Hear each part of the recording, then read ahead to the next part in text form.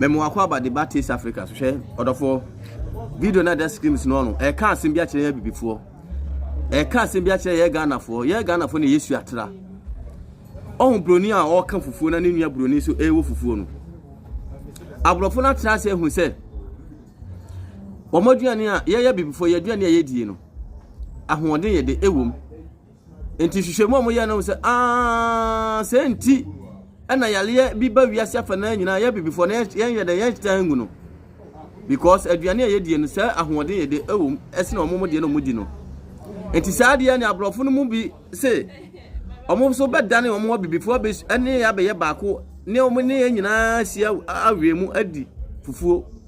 enti saa broni we oba ha no ano se na bibifo no ewo fufuo etie fufu oya si fufu ene saa de omo ankasa so be no wo fufuo ni bi eno ma no abanche to banche no mo no anti broni ne te wo no wo ka fufuo no ena ne nua broni wo o di wasi fufu hwe o di indomie achi o te Ghana di pizza o di Ghana di fried rice se perfume rice emo ayasa di spray spray mu ana na ope abibifo momi yansole wakane ni de ye wo ho apostle kantan kaka asem bi se ni ye wo no momi ye ni nso mo de wo no momi ye ni nso ni ye duane no onyame de ahoden ani tumi ayede ahyem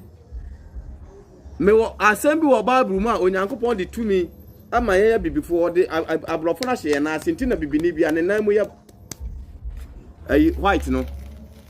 scripture wo Bible enti ade a ye bibifo ne ye wono ye nuane no mum ye so mu kekraw video na that scream so behu bronia o ye friend say o ye eba eni nkruma stew no odi yesi empe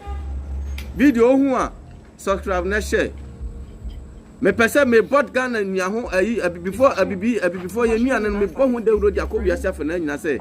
enuane we a ye die nti na covid ba ye before kran ya heda ye de enwunu I love you, I love my people Ghana.